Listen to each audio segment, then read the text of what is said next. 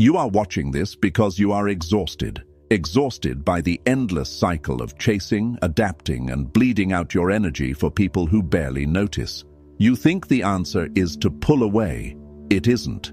The real solution is total, unapologetic self-consumption. Society tells you that self-love is gentle, a warm bath, a positive affirmation, setting a polite boundary. They are lying to you. True self-addiction is a ruthless act of psychological warfare. It is the violent severing of your emotional umbilical cord to the world. Carl Jung unearthed a hidden mechanism in the human psyche, a forbidden psychological trigger that, once pulled, forces the world to shift around you. It makes you biologically immune to rejection. But to activate it, you have to commit an act of inner treason that terrifies the average human. You have to cross a line from which you can never return. Look at your relationships. Look at how you operate when you want someone to like you, respect you, or stay with you. You accommodate, you bend, you analyze their moods, you anticipate their needs before they even speak. You call this being a good person. You call it being highly empathetic. Jung had a different term for it. He called it participation mystique.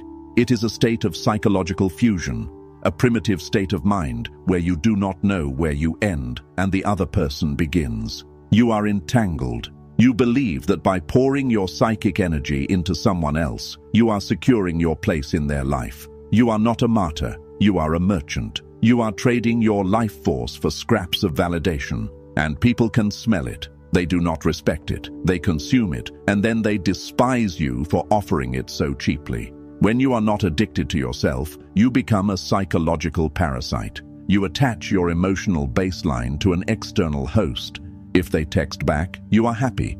If they withdraw, you spiral into panic. Your entire internal weather system is controlled by the whims of a person who is barely paying attention to you. This is a pathetic way to live. To shift reality, you must understand a brutal law of human dynamics. People are not attracted to generosity.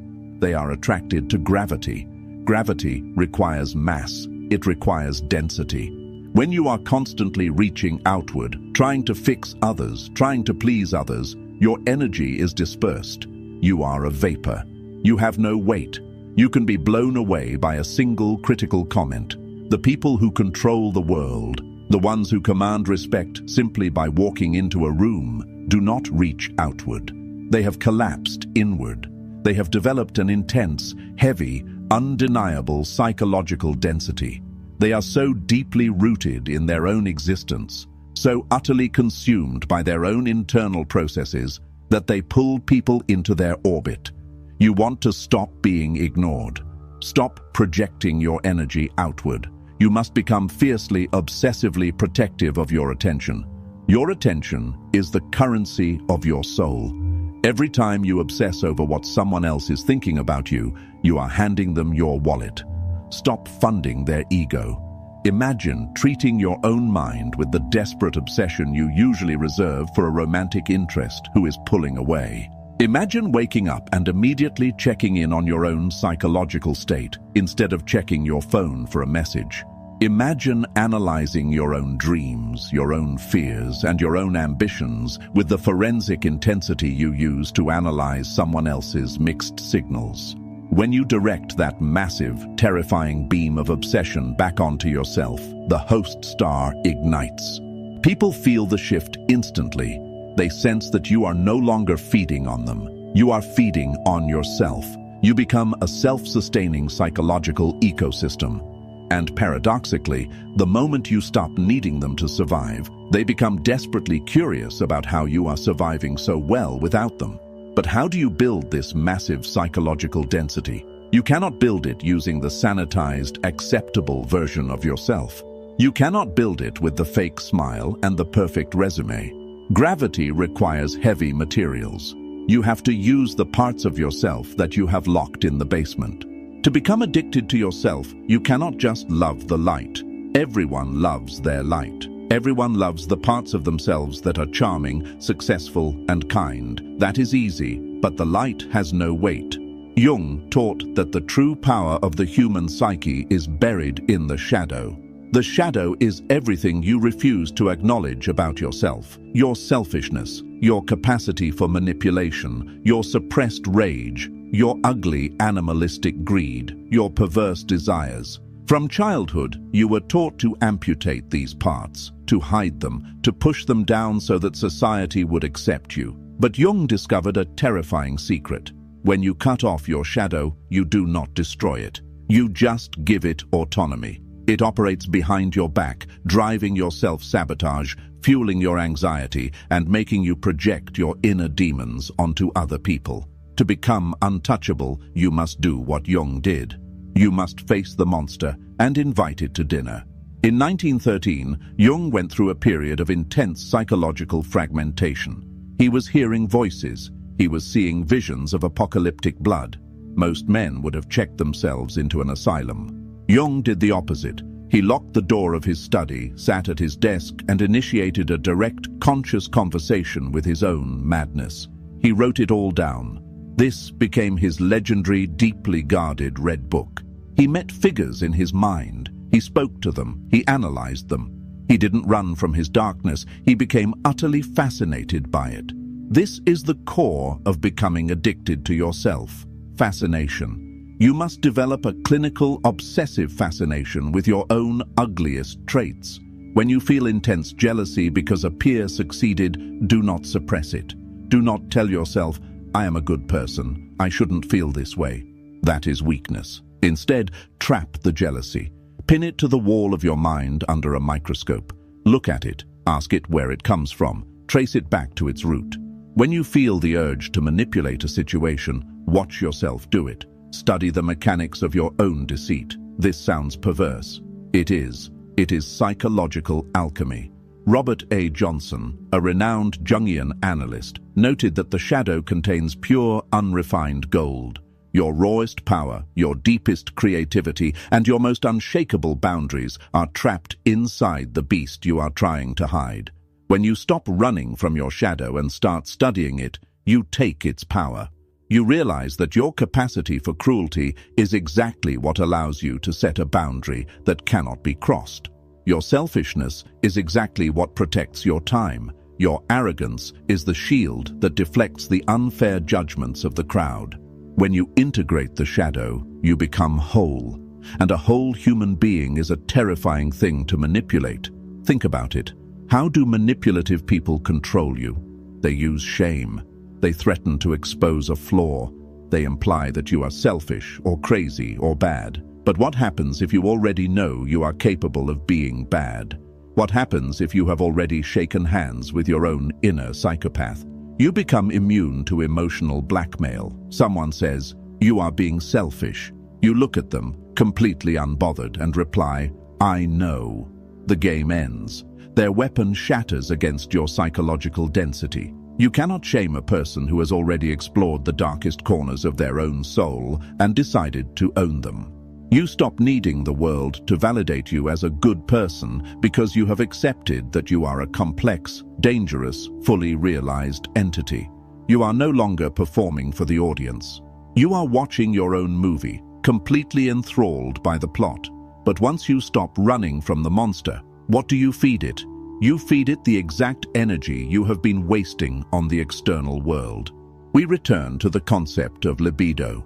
Not in the Freudian sexual sense, but in the Jungian sense. Psychic energy, the life force that animates your desires, your focus, and your will. Right now, your libido is scattered.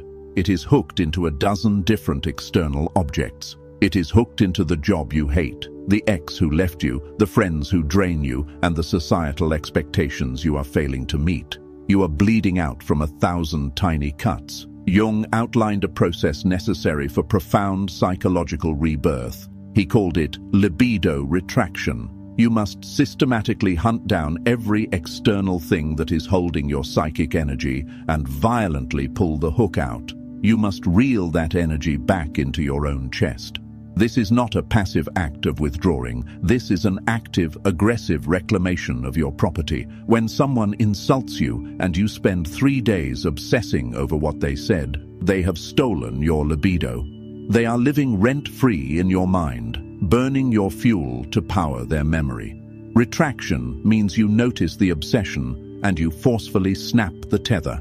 You redirect that exact amount of mental energy toward a personal obsession. You take the rage they caused you and you use it to lift heavier in the gym. You take the anxiety they gave you and you use it to relentlessly execute a business strategy. You become an alchemical furnace. In alchemy, the base metals are not transformed by exposing them to the open air. They are sealed inside a vessel, an athanor, and subjected to intense concentrated heat. Your mind is the vessel.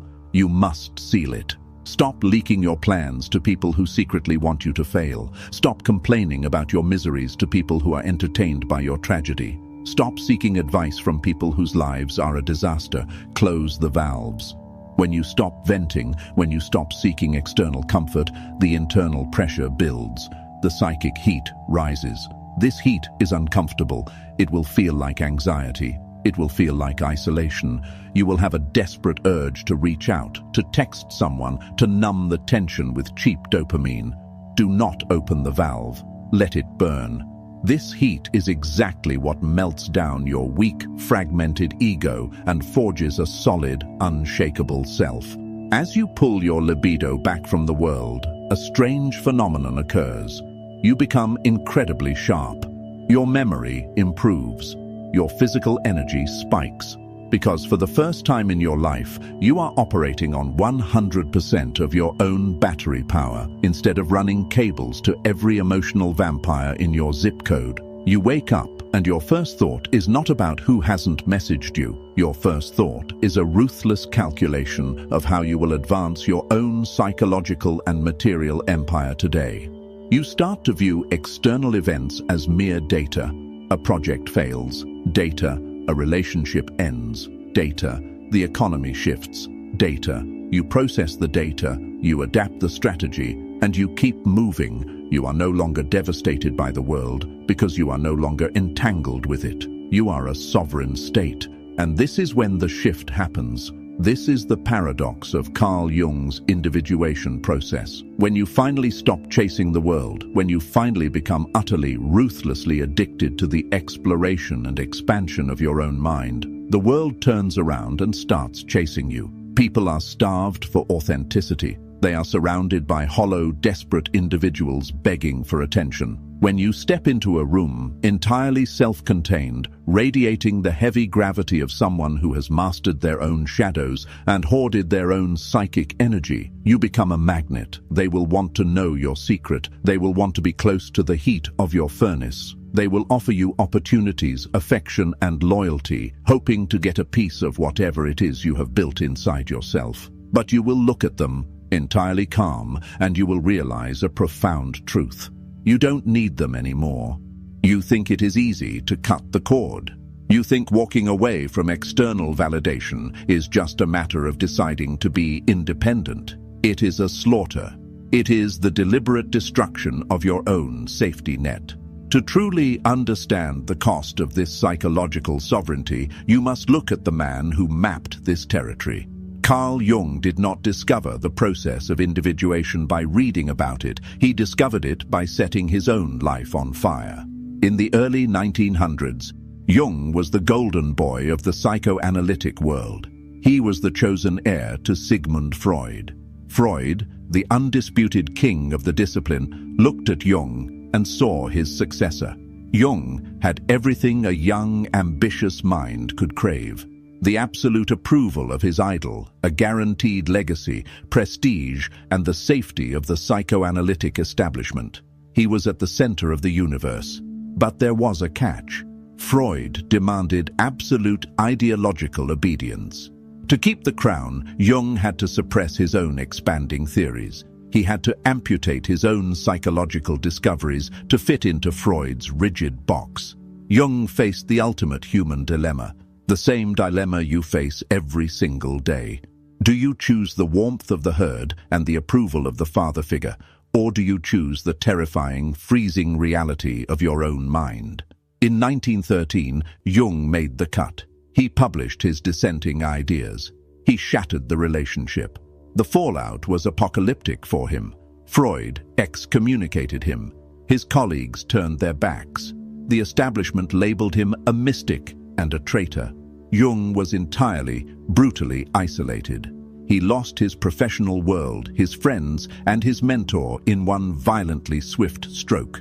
It broke him. He fell into a state of profound disorientation. He described it as a state of inner uncertainty, a complete collapse of his external reality.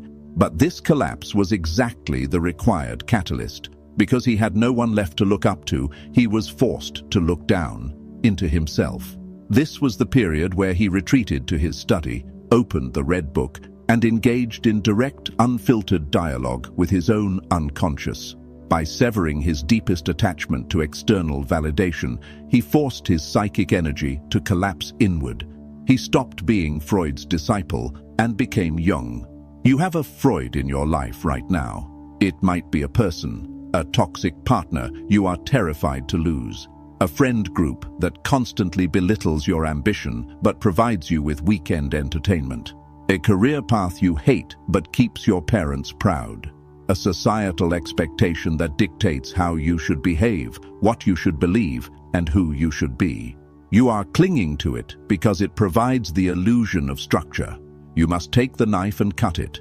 You must intentionally trigger your own social or emotional exile. It will feel like psychological death. Your nervous system will scream at you to go back, to apologize, to conform, to beg for the chains to be put back on your wrists. Let it scream. The pain of that severance is the feeling of your psychic energy returning to its rightful owner. When you deliberately destroy the external structures that are feeding your ego starves. And when the ego starves, the true self finally has room to breathe. You stop asking, "What do they want from me?" You begin asking, "What do I demand of myself?" Becoming addicted to yourself is not a metaphor.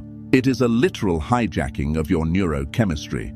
Right now, your brain is a cheap slot machine. You pull the lever every time you post a photo, send a text, or walk into a room. You are hoping for the flashing lights. A compliment, a like, a look of approval, a message saying, "I miss you." You are day trading your life force for pennies. You are allocating your most valuable asset, your focused, predatory attention, into investments that yield zero permanent return. When you begin the Jungian process of libido retraction, you do not destroy your desire for dopamine. You reroute it. You take the exact same obsessive craving machinery that you used to chase other people and you point it entirely at the optimization of your own existence. You become a psychological insider trader. You hoard your best assets and short the external noise. You realize that every second spent analyzing a stranger's opinion of you is a catastrophic misallocation of your psychic capital. How does this look in real time? You wake up. Instead of immediately checking a screen to see who has perceived you today, you check your own internal metrics. What is the baseline? What is the objective? You go to the gym, but not to build a body that someone else will desire. You train to witness the violent, mechanical perfection of your own discipline. You read, not to sound intelligent at a dinner party, but to arm your mind with weapons no one can ever take from you. You build your business, your art, or your skill with a cold, terrifying intensity. You begin to derive visceral, addictive pleasure from your own evolution. When you successfully ignore a provocation that would have ruined your entire week a year ago, you feel a hit of dopamine. When you sit alone in a room on a Friday night, working on your master plan while everyone else is out numbing their mediocrity with alcohol and cheap socialization, you feel a deep, intoxicating surge of superiority. It is a controlled, highly functional narcissism. You fall in love with your own process. You become fascinated by your own resilience. You study your own failures, not with shame, but with the cold calculation of an engineer identifying a structural flaw. I reacted emotionally there. The structural integrity failed. I will reinforce that neural pathway. It will never happen again. This is the ultimate high. The realization that you are the architect, the material, and the masterpiece. People will look at you and mistake this obsession for arrogance. They will call you self-centered. They will say, "You have changed. Let them talk." The opinions of the stagnant are irrelevant to the rapidly evolving. They are angry because you have closed the bank. You are no longer handing out free loans of your energy to subsidize their lack of purpose. You have taken your capital and invested it entirely into the monopoly of your own mind. And the returns are exponential. There is a final dark layer to this addiction, a mechanism so deeply hidden in the human psyche that when you uncover it, it shatters the way you view every relationship you have ever had. Jung identified that we all possess an inner masculine or feminine counterpart, the anima in men, the animus in women. It is the unconscious representation of your unlived potential, but because you are terrified of this immense internal power, you refuse to embody it. Instead, you project it outward. You scan the crowd, you find someone who exhibits a fraction of those traits, and you fall desperately, obsessively in love with them. Or you find an idol, a mentor, a leader, and you worship them. You are not actually in love with them. You are in love with the unactualized parts of your own soul that you have pasted onto their face. You are attracted to her wild, unapologetic freedom because you have caged yourself in rules. You are obsessed with his dark, imposing confidence because you are crippled by self-doubt. You worship that entrepreneur's relentless focus because you are drowning in distraction. You use them as a surrogate for your own greatness. You try to possess them so that you can possess those traits by proxy. This is why relationships fail. This is why idols disappoint you. Eventually, the human being underneath the projection makes a mistake. The mask slips. They show weakness. They act selfishly, and your illusion shatters. You become bitter. You feel betrayed. They did not betray you. You burdened a flawed mortal with the weight of your own undeveloped godhood. To become truly mentally untouchable, you must execute the most ruthless maneuver in Jungian psychology. You must rip the projection off their face and swallow it whole. You must consume the idol. When you feel that magnetic, desperate pull towards someone because of a specific trait they possess, stop. Do not chase them. Do not try to win them over. Isolate the trait. What is it? Is it their ruthlessness? Is it their charm? Is it their unshakable calm under pressure? Identify it. Then brutally force yourself to cultivate that exact trait within your own personality. If you want their discipline, do not date them to feel disciplined by association. Become the most disciplined entity in your zip code. If you are captivated by their mysterious, quiet power, stop talking. Shut your mouth and become the mystery. You stop seeking the missing pieces of your puzzle in the pockets of other people. You manufacture the pieces yourself. This is the process of integration. You become the Ouroboros, the serpent eating its own tail, a completely self-contained, self-generating engine of reality. When you achieve this, your relationships fundamentally change. You no longer enter a room looking for someone to complete you. You enter the room already complete. You do not need anything from anyone. You engage with people purely by choice, not by necessity. And because you need nothing, you have all the leverage. You become a psychological black hole. Your density is so absolute that light cannot escape you.